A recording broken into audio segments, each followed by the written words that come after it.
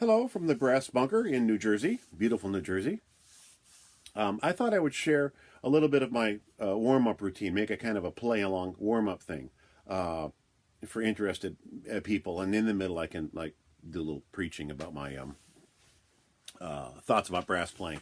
So this is similar to what we do at the Sewanee Summer Music Festival, where I teach usually mid-June to mid-July. Great festival. Plug. I start with a little buzzing pattern. I don't do any breathing exercises because I already know how to breathe, okay? That's my thoughts on that business.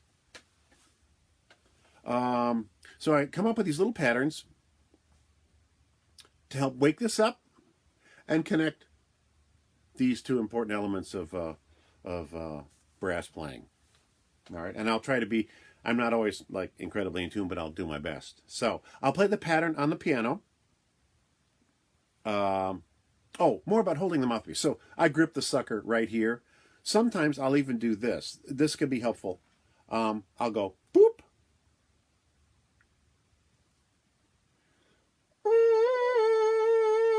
All right. So it gives me a little bit of resistance because this is admittedly different than playing the trumpet, which has that acoustical resistance.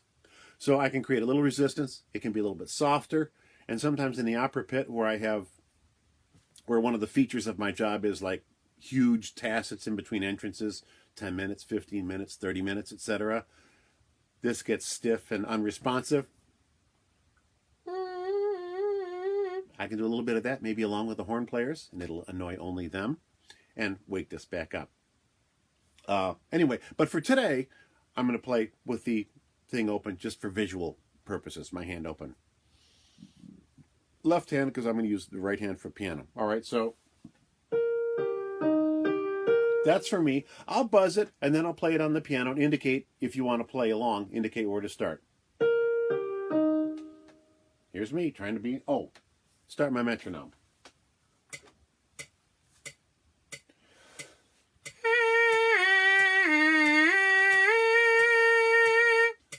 Ready? Go.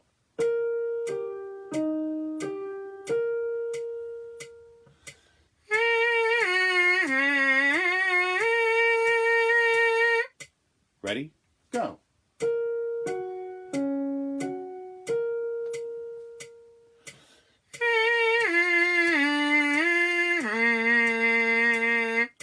Ready? Go.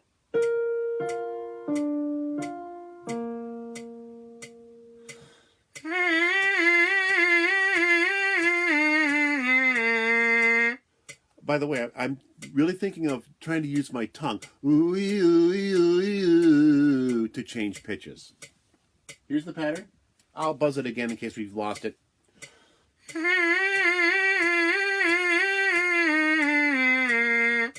Ready? Go.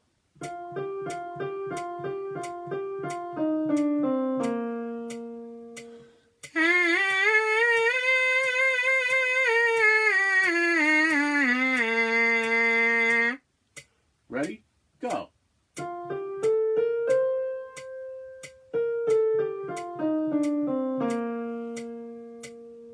And then a 1-5-7-1 arpeggio pattern.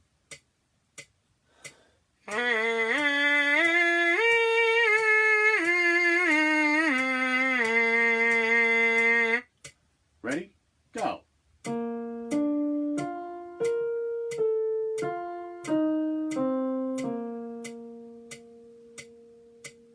The Hands of Van Cliburn. All right, now I'll go to the trumpet. Normally I'll play long tones, but today I'm going to do soft scales. I'll start on the same pitch that I began on the mouthpiece. I like to start in the staff rather than down in the basement. Now, if my chops are all beat up from a really hard playing the day before, maybe I do some different things, but things feel relatively normal today. So I want to start in the staff. That's going to be my home base. I'm going to try to play as soft as I can. I'm thinking of the each note as a kind of the tone is kind of like this tiny burning ember that I want to keep alive through the scale. Okay, so I'm going to play into the subsequent notes. Try not to do up and down in a stair-step kind of fashion. One other thing, I'm going to treat the click as an upbeat. Okay, this helps relieve a little bit of the tedium, gives you a sense of motion. And for you people who play jazz, you got to get used to this anyway, because it's all upbeat-driven music.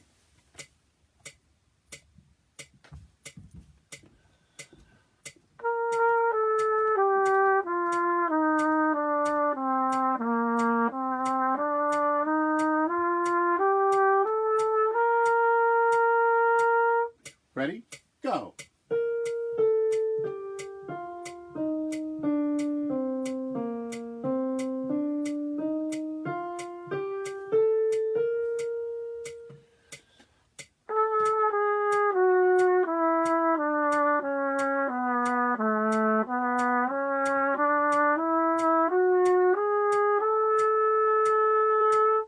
Ready?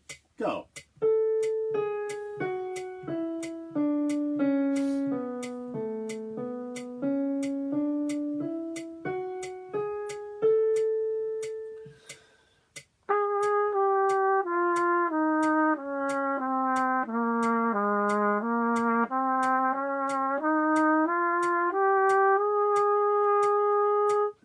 Ready? Go.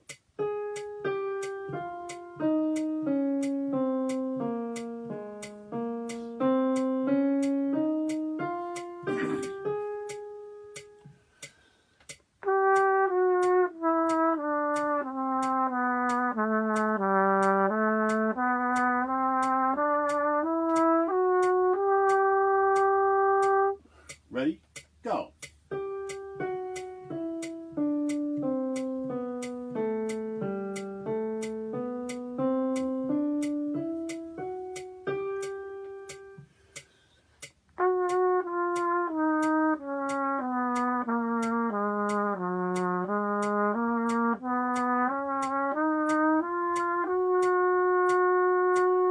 Ready? Go.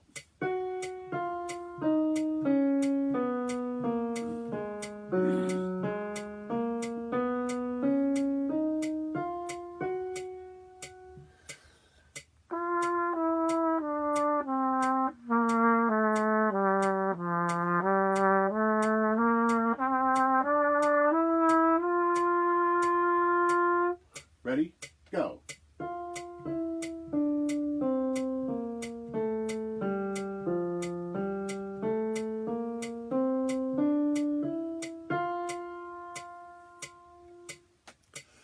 Problem solving. Let's say I'm firing air balls in the low register. Here's my next scale. Sorry, I got some allergies going on here.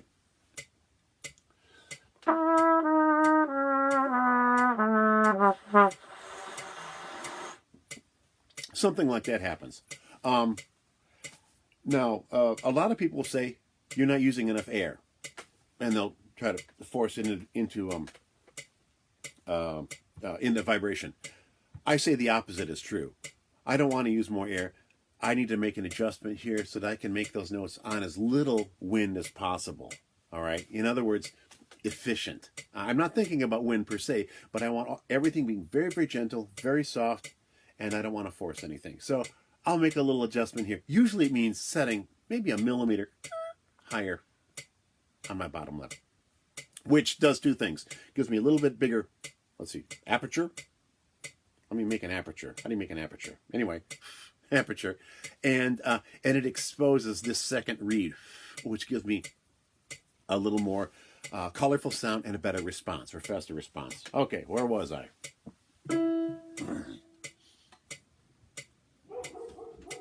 Hello.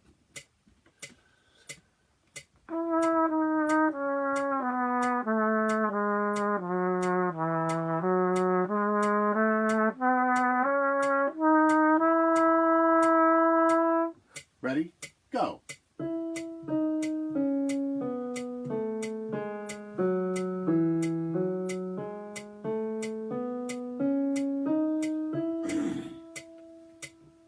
All right, now I'm going to continue these, if my sinuses will allow me, into the pedal register. Somebody had texted me and asked about that. The pedal notes are at least the next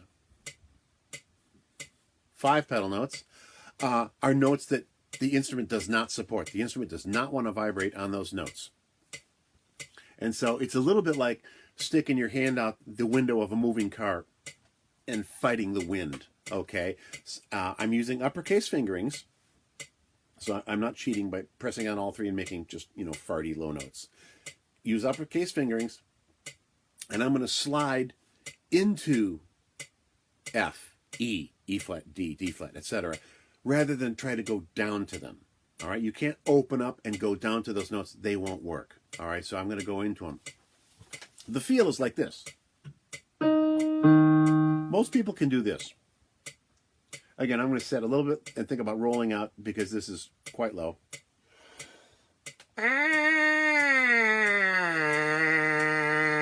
My tongue is still pretty far forward and up high, and I'm thinking intense. I'm not going wah to try to, play like a tuba player, all right? It's intense. Again, well, never mind. I already said it. Okay, shut up and play.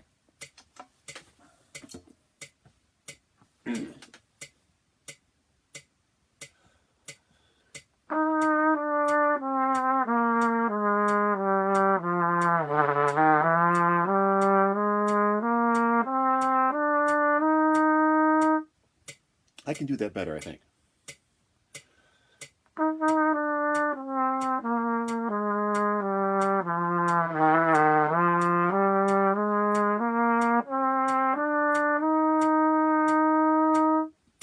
Let's try it. Ready? Go.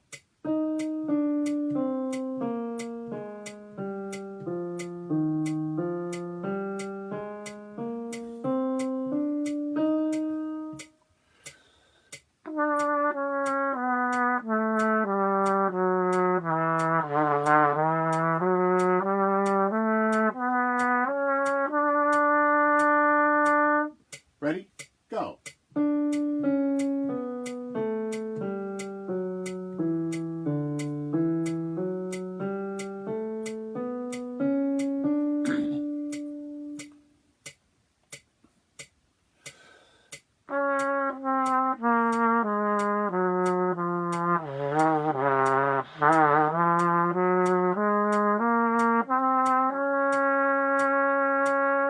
Ready? Go.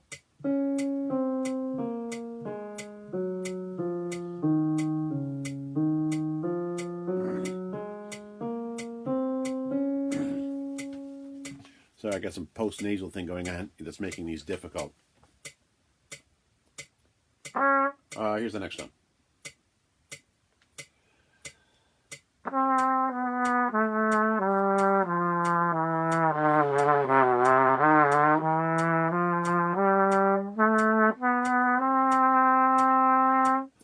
Ready? Go. Wrong way.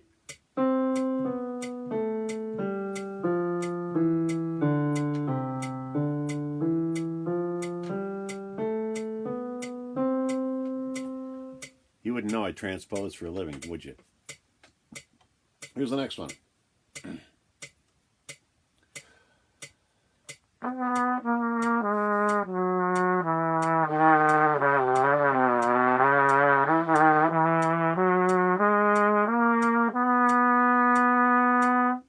Ready?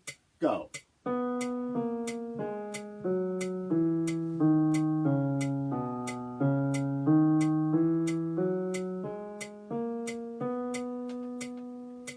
Okay, now, if we're doing it right, C should pop out open. Pardon me, I may have to suspend operations here for a little bit.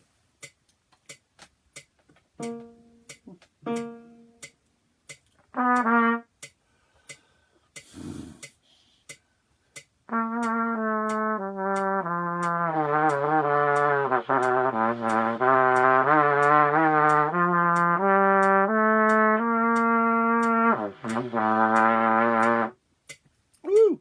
The chops are working. The rest of me, not so great. All right, let's try that. Ready? Go.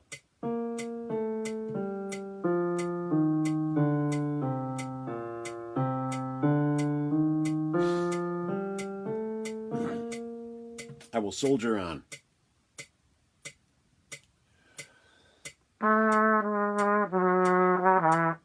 Start again.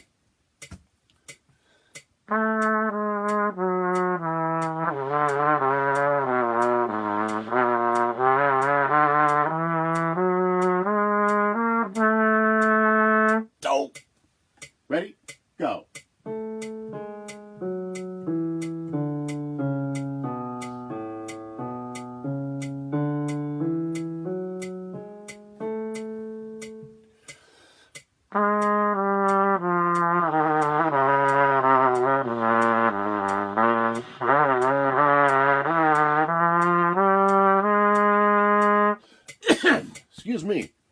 Ready? Go.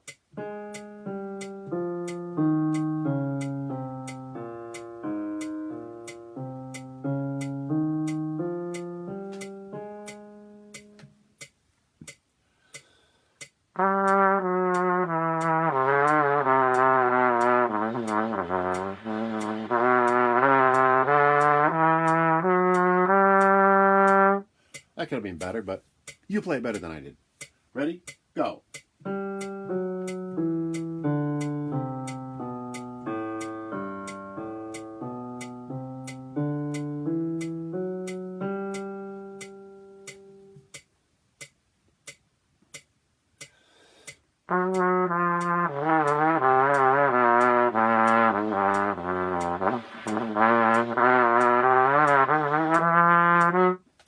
Oh, sorry, this sinus business is keeping me. Maybe we should do this in 2 parts, okay? Let me leave it here, and I'll come back in a little while, and we'll continue the thing and expand the range, okay? That'll be part 2.